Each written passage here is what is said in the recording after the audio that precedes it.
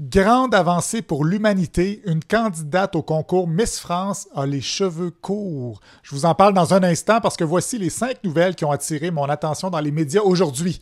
En 5e position, dans le Devoir, le Québec doit repenser l'intelligence artificielle au service de la société. C'est un article de Alain McKenna. Il raconte là-dedans qu'on subventionne la recherche en intelligence artificielle. On est bon à Montréal, entre autres.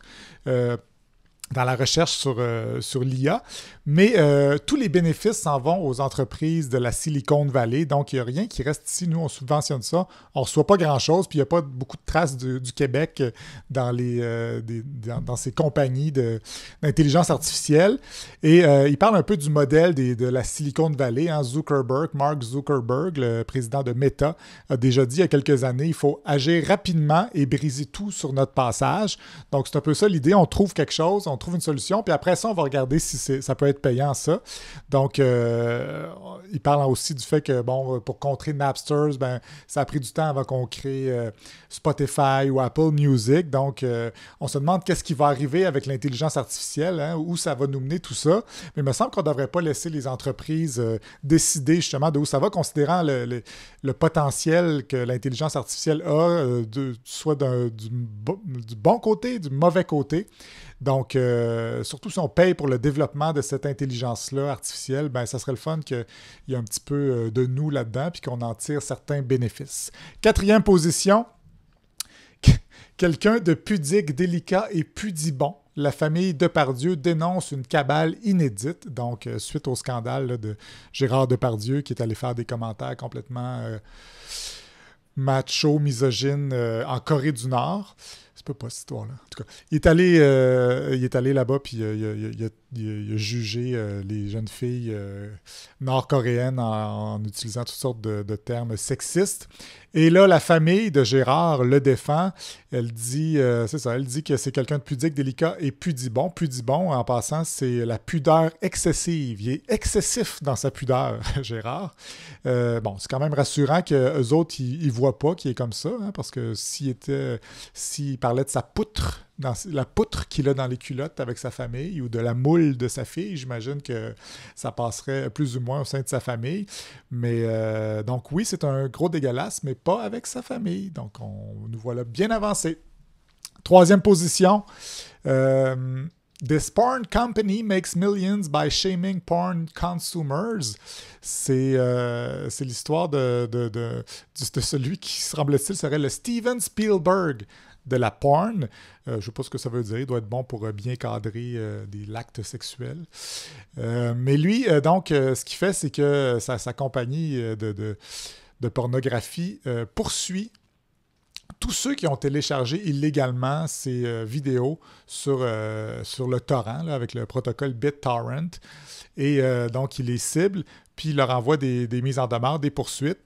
Puis, parce que ces gens-là sont intimidés, on parle quand même de pornographie, c'est assez intime, donc ils se sentent obligés de le payer, de régler à l'amiable, mais malgré tout ça, ça engorge les tribunaux parce que ce gars-là, il a fait 12 440 poursuites contre des personnes qui ont téléchargé sa porn illégalement. Et là, il y a un juge qui a fait une sortie pour dire là, ça suffit, là, on perd notre temps là, avec ces niaiseries à ce monsieur-là. Mais probablement que lui, il fait de l'argent avec ça parce que les gens le payent il disait dans les 4 à 5 chiffres pour régler ça à l'amiable. Donc, voilà, 12 440 poursuites. Je ne suis pas sûr que Steven Spielberg ferait ça. 2e position, c'est la citation du jour sur le blog de Richard Etu, parce que vous avez peut-être vu que dernièrement, Donald Trump a fait référence à l'immigration en disant que l'immigration empoisonnait le sang de notre pays. Et c'est pas la première fois que ça arrive. Et il y a beaucoup de gens qui disent ça ressemble beaucoup à la rhétorique d'Adolf Hitler, ce qui est je dis pas que Trump est Hitler, mais c'est quand même inquiétant quand tu as le même discours que ce monsieur-là. Alors, le sénateur de la Caroline du Sud, Lindsey Graham, on lui a demandé ça à l'émission Meet the Press. Qu'est-ce que tu penses de ça, toi, qui disent qu'ils empoisonnent le sang de notre pays, ben, il dit, on parle de rhétorique, je me fiche de la rhétorique que les gens utilisent tant que nous faisons des choses correctement. Donc, c'est un peu la fin justifie les moyens. Tant mieux si ça fonctionne. Moi, je n'ai pas de problème avec ça. Donc, super rassurant pour l'avenir. Et en première position, Miss France 2024, une diversité qui progresse à tout petits pas.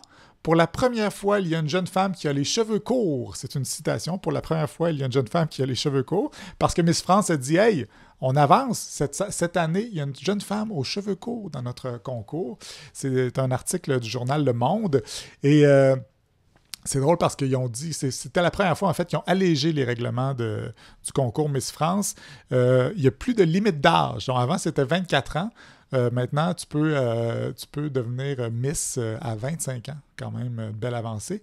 Les candidates peuvent être maintenant mariées et avoir des enfants.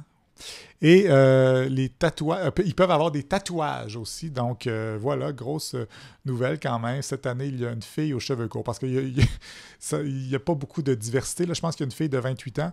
Mais sinon, ça a pas, cet allègement des règlements-là n'a pas changé grand-chose, à part cette fille aux cheveux courts. Donc, on n'arrête pas le progrès.